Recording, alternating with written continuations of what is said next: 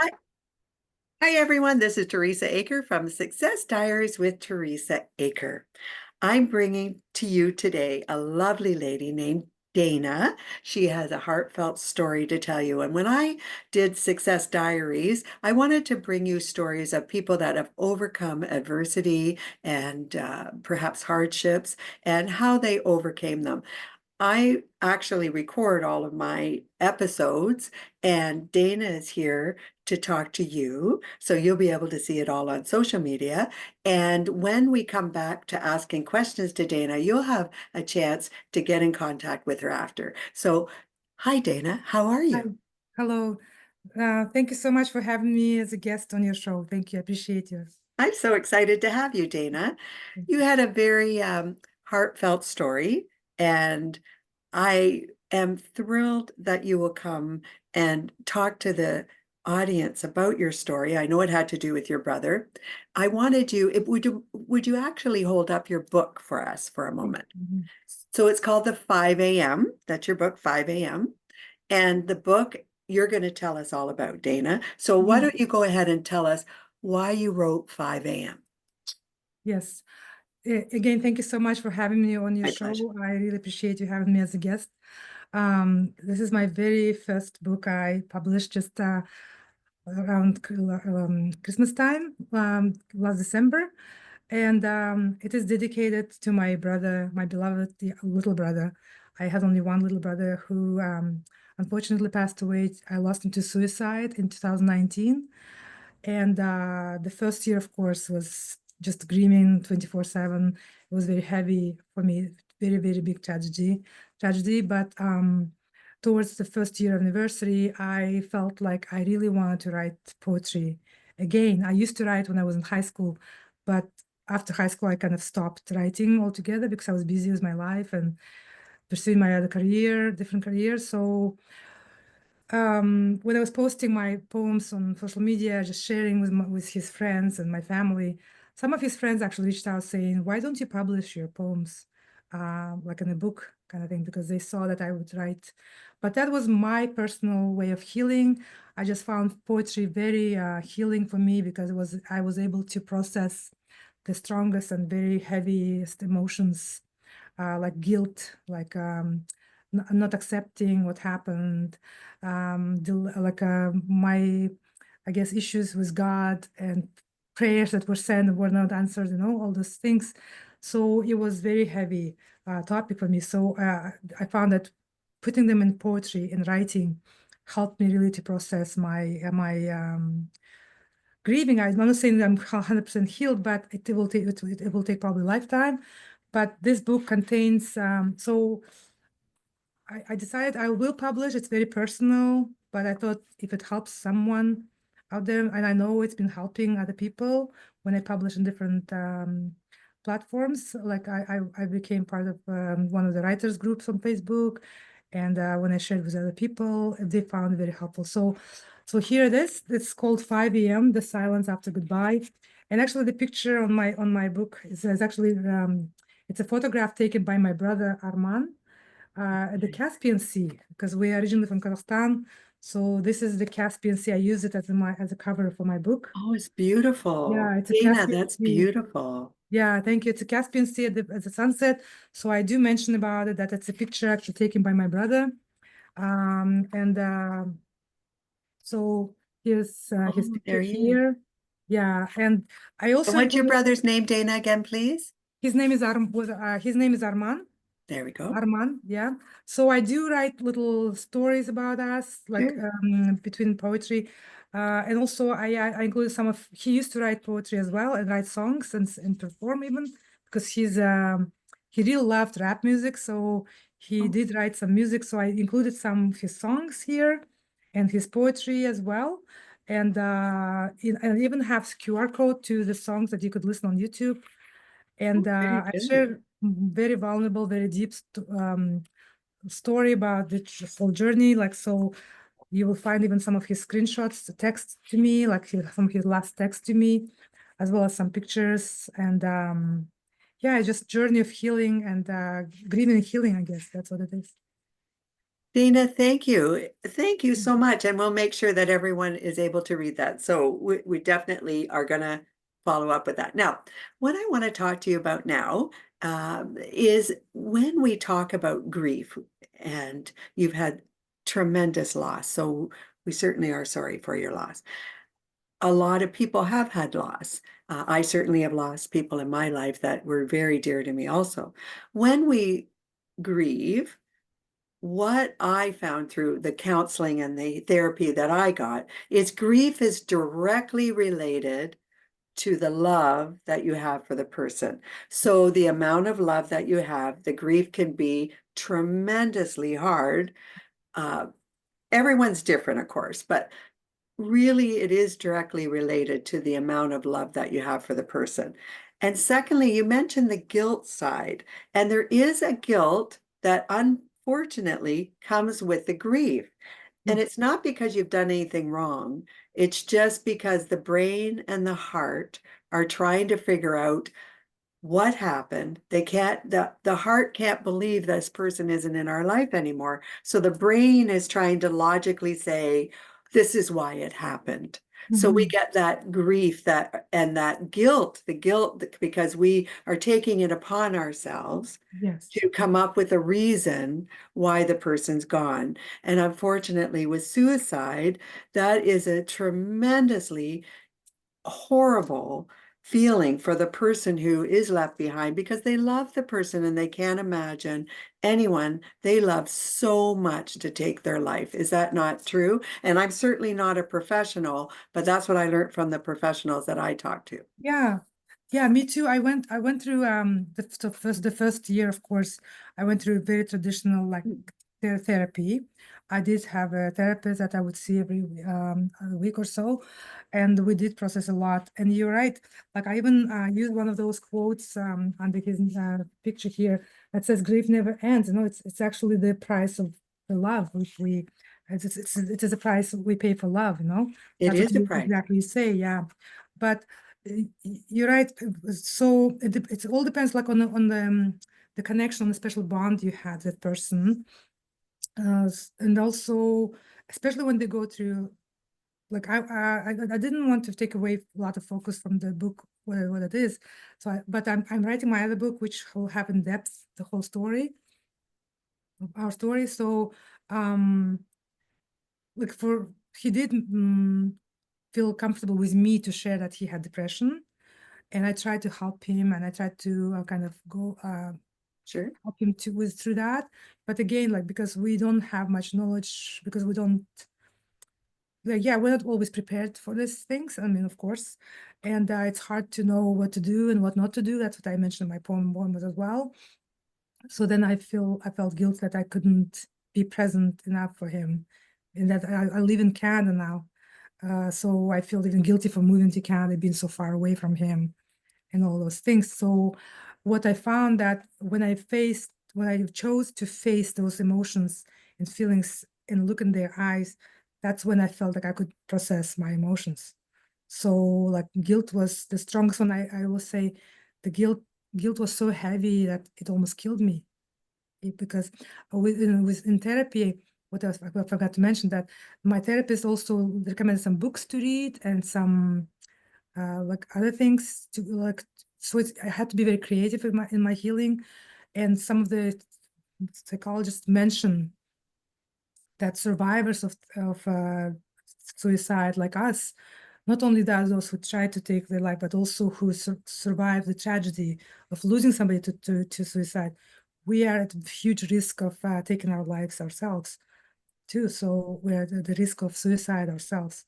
So feeling guilty can be really heavy. I think it's one of the strongest and most heaviest feelings we can have.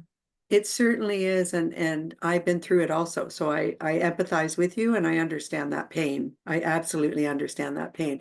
And from that story that your brother had, what I think is just lovely, Dana, I learned as I went through the process myself, I learned to journal and to meditate and to relax, take care of myself, do those things. And I'm thinking you do too, because you certainly are a warm and loving person, I can tell. Thank you. Now, did you find your faith helped you through that? Yeah, that's actually when so what happened is when I was processing my grief, my loss, first year was like I was complete mess, just going through traditional therapy and just kind of trying to just give myself permission to cry. Like that's what I did. The number one was I give myself permission to mourn and grieve as much as I need to, as much as or however I want, however I feel like. So I didn't have only one therapist. I actually had two or three different therapists. Like I even had some in my own language, like in Russian. Like I would contact somebody in Kazakhstan, like do like WhatsApp or Skype or Zoom sessions with them, and plus I had my Canadian therapist here, and plus the books. And then I realized, so what happened is like when I lost my brother, it actually was the turning point, like some very transformational things in my life that had to happen. It was like awakening for me. Like I suddenly just woke up thinking like, what am I doing with my life? How would he want to see me living my life today? And what just completely just reevaluating my life. And one of the biggest affirmations that I already mentioned was I'm giving myself permission. I'm giving myself permission to cry as much as I need to. That's what I mentioned in my book. Like you can cry, you can mourn because you're allowed, you have permission to do that. And plus you have permission to love life and live and love others around you. So I even have got some, like I never thought in my life I will have tattoos. So I have actually got two tattoos in my hands. Oh, One is actually dedicated to my brother, which I mentioned about also in my book. yes. But the other one is actually in Russian, it says "мне можно," which means like I give myself permission. Oh, nice. So I had to like write it myself like, as a reminder. That's what I wanted to have it as my reminder. My arm, on my other arm, I say I am love. Also, again, same thing, like reminding myself that I am love. I can love my life, love my children, love people around me, and just live for both of us because my brother also loved life. And Yeah. he would want you to love yourself and move on with happiness and joy that he was part of your life. And you've honored him in your book. You've Mhm. taken all those beautiful moments and you make him really everyone to see the way he obviously was and Mhm. how wonderful he was. True, That's true. what Yeah. I see, Dana. Yeah, yeah, because I did include his poetry, I included Yeah. his songs. You can even like see as I mentioned, like some of his photographs, like I included just not many, Oh, but that looks you wonderful. because he was Yeah. an oil and gas engineer, but he loved he was very creative person as well. So he would write songs and so here, like for example, one of his songs I translated into English. But Oh, then nice. if you go to QR code here, you can actually hear his voice and listen to him. So it's actually tribute to my brother, beautiful tribute to my brother, and legacy to my children, to the generations to come, as well as to people. As I say, like as I said in my social post, one of my social media posts, I said, I hope this feels like a hand, like you're holding my hand, Oh, going through this, oh, I season, like that. yeah, That's seasons nice. of grieving and losing someone you loved. Because honestly, like, yeah, at the moment when I lost him, I never thought I'll be here 5 years ago, 5 years later. I mean, today Yeah, I talking to understand what you you mean. and holding this book, like I just, Yeah. we don't think that way, right? But as I say, we have permission to process every single emotion we go through. And yeah. And Dana, he's here in your heart, right? Mm, He's here in your heart. He's in your children's heart, his family's heart. Everybody, is thinking of him in your family in a warm and loving way. We all, so many people have lost loved ones, and everyone deals with it differently. And you've taken it one step further and put it into a book. A lot of people have done that, but it's mm. so wonderful that you found your inner creativity and your inner heart. And your children, you know what you've done for them. You've showed them that even though we all have hard times and we lose people we love sometimes, that you can overcome it and you can find the love inside and make it come to life, make that love, because it's never really going to go away, is it? The grief No, never no, goes away. no. It gets in the grief I have it didn't go away, but it certainly changed along the way. And I'm thinking that may have happened for you too, because you Yeah. wrote the book. So yeah, it's also like yeah, it's true. Like I'm a completely different person now because Hmm. I said like it was like an awakening for me too, and I do understand that he wants me to live my life fully, and just yeah, and be a good example to my children and to other people around me, and support and help others. That's why I really wholeheartedly care about mental health and Yeah. helping other people who are going through grieving and personal crisis and like of course along the way I had to go through a lot of other healing of my traumas like my inner child, my childhood traumas and other things, but it's all beautiful journey. Yeah, I just accept it as being part of my journey that on this earth. Yeah, and also we can be creative, you know. So that's what I mentioned in my book too. Like, please be creative about your grieving. Like, if you want to write, if you want to draw, or you want to paint, or you want to yeah, just maybe create some little symbols of, or like, honestly, reading some books also helped me to process. Like I did also go through having some visions and signs from my brother, like some having special song that sometimes plays on the radio or somewhere. And I know it's him speaking to me, sending his love for me, and like those little things. So I do mention about that too. I know it's very unique when you have this ability to communicate or connected with love. Your love never ends, no? Your love just gets a little bit transformed, I guess. You are absolutely right. Love never ends. In fact, not only does the love never end, but you've managed to push it out there to the world. So his Mm. love just keeps going. We're all feeling the love that you have. Now, how many children do you have, Dana? I have two daughters, 13, I guess, teenagers. My 14-year-old is my youngest, and my 18-year-old just turned 18, Oh, oldest. wonderful. And so they're in high school or university? What Yeah, are they? my oldest graduated from high school last year. Okay. She's in a gap year, but she's gonna study English next this fall, I mean. And my youngest is just in grade 9. Oh, wonderful. Well, a shout out to them. Thank you. And you're certainly welcome to say their names on television. We'd be happy to have them if they want to give their first names out. Uh, Yeah, sure. Yeah, go ahead. my oldest daughter is Sarah. She just turned 18 last fall. Okay. My youngest name is Cora. Cora. She actually Cora Lai, but she goes by Cora. She's Nice. So Sarah and Cora. yes. Very nice. Oh, Dana, that's lovely. That's lovely. Now, do you have any other siblings? I have a younger sister. She's middle, and my brother was the youngest. Okay. Yeah, but Okay. she's back home in Kazakhstan. So Oh, sure. I understand that. I understand. You're in Canada because I sure. am too. I'm in Oh, Ontario. really? I Oh, am. really? Oh, I'm in Alberta.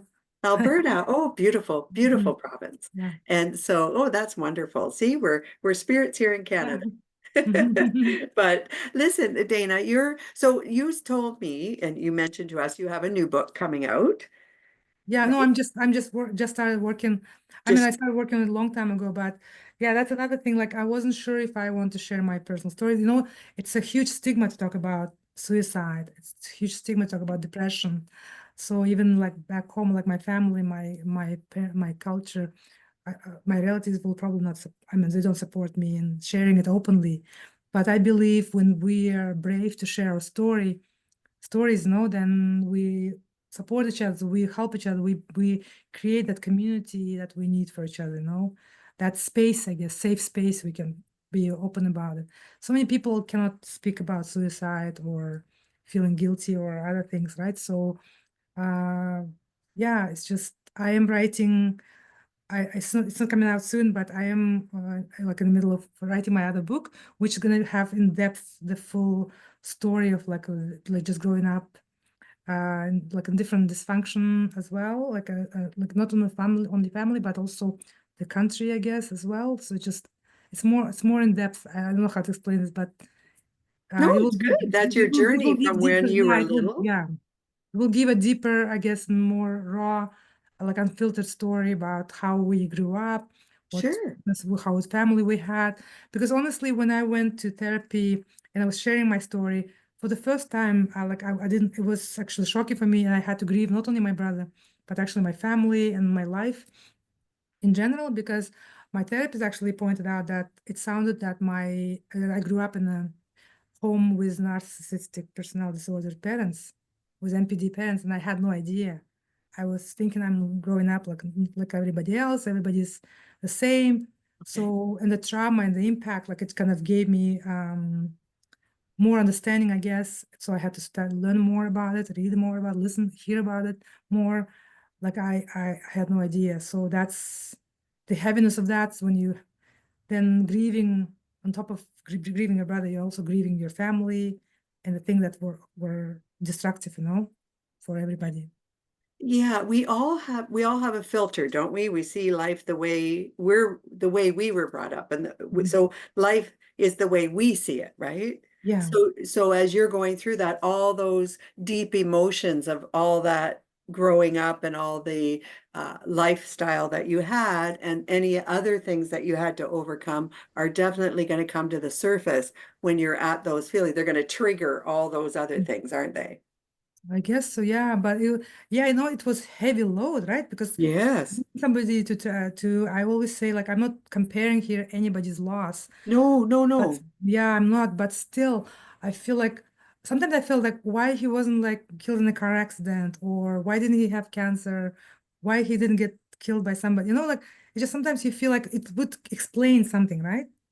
And then Because you, remember I said that the, yeah, the brain is trying to figure it out, right? It's yeah. saying no, no. And the reason it does that I understand from the counselors that I had, was so that you can prevent it from happening again. Your brain is putting you in protective mode, Mhm. saying, if I know what happened here, it'll never happen again, Yeah, right? probably that's what it is because I actually was searching for so many answers. I don't still have all the questions, but now I'm learning to let go and just to accept the way it is. Like, I guess that's number seven, probably stage of the grieving because there's like say 5 to 6 stages of Stages, grieving. but they don't actually go in order. They happen No, at different times and yeah, different and phases. they come as waves as well.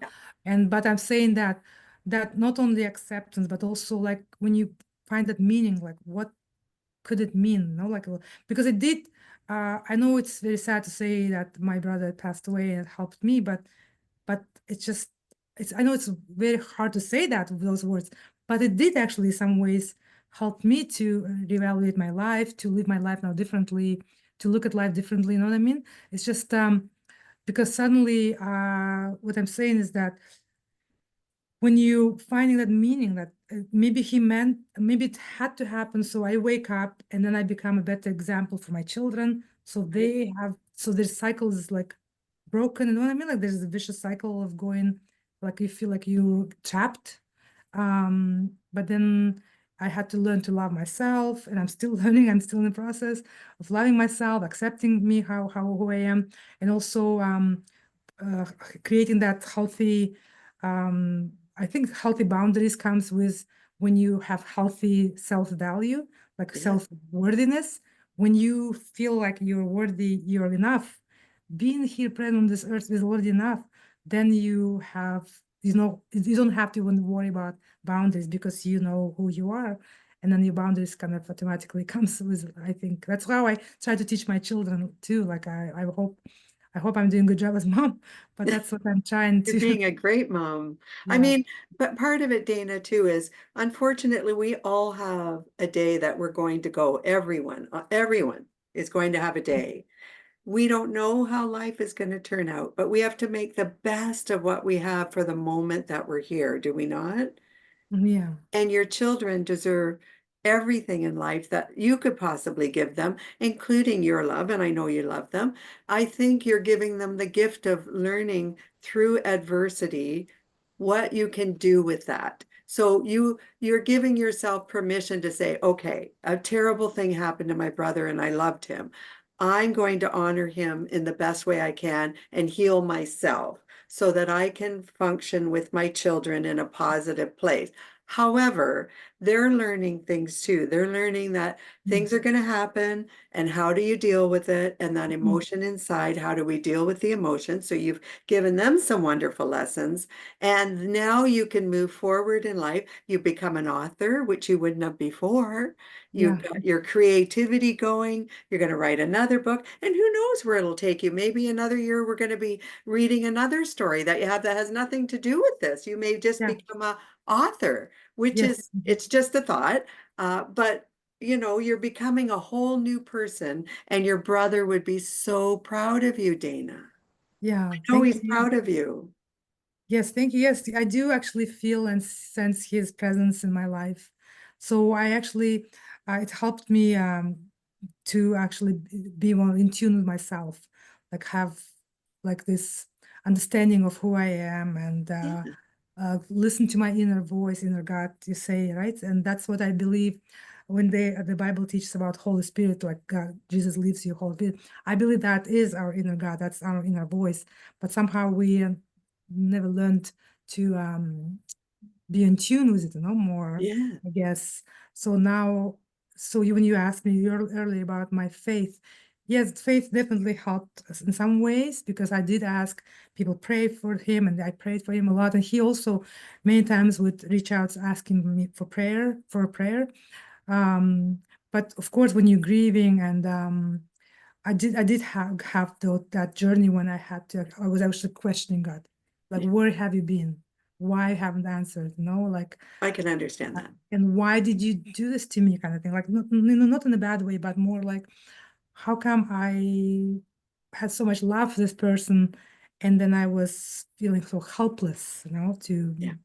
to help him to go through this. And I know he loved God as well because on Friday night before his passing, actually, he did text me saying that he prayed to God and again kind of asked him to help, yeah, him. So I know he's with Jesus. I even had some visions, even during my therapy when I was going through some EMDR sessions. I actually had a vision of him standing just by the on the right side of Jesus, just a little bit Oh, behind him.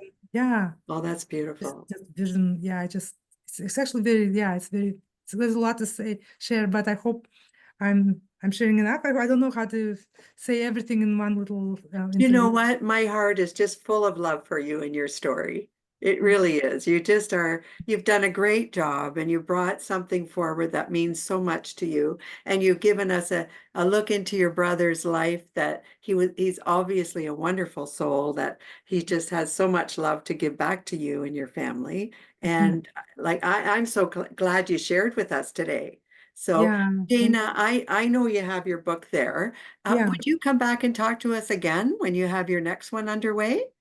Yes, yes, sure. I would love to do that. Thank you so much. But my book can be found also on Amazon. Can I Yeah. mention that? On Amazon, yeah. Yeah, Amazon, yeah.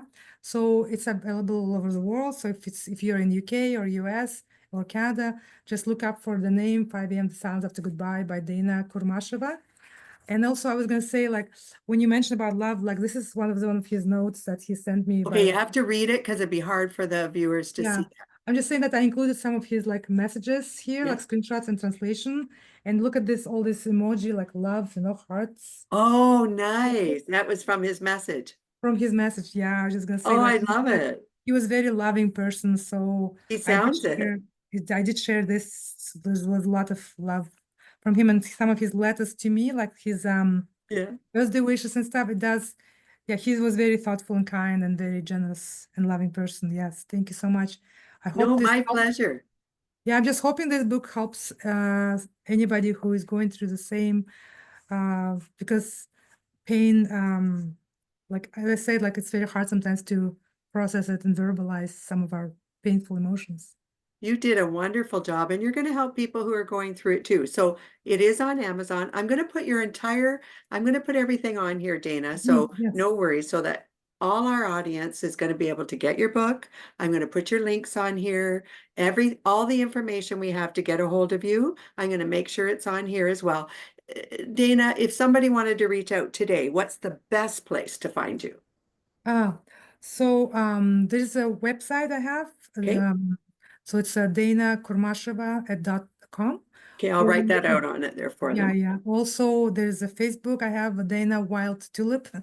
I That's saw that. Dana's yeah, Wild Tulip. That's nice. yeah, yeah. Actually, my next book, if you go to my website, it doesn't. I didn't come up with the full name yet. It probably will be modified, but it is my next book is Wild Tulip. Oh, So I like that. Oh, I love that. That's very um, nice. yeah, and That even it was, even my tattoo is about tulips, right? You can oh see the yeah, the tulips on there. so Oh, it's yeah, beautiful. there's a whole story about it. So yeah, it's We'll get into that on the next one. yeah. Thank you. Absolutely. So it was my pleasure to talk to you today. I wish we had lots more time, but we're going to bring you back and we have lots more to talk about, including your new books. We'll see where you're at that point. Thank Dana, you. thank you again. And to Thank everyone you. else, this is Teresa Aker from Thank you so Success much. Diaries with Teresa Aker. Please subscribe at the bottom so we can bring you more content. Dana will make sure that your website is up so everyone you can get a hold of Dana, who is Yeah. a lovely lady, and I'm so glad you came today. For Thank you. everyone else, I hope you're having a wonderful day, and I look forward to talking to you all very soon. Thank you again. Bye-bye.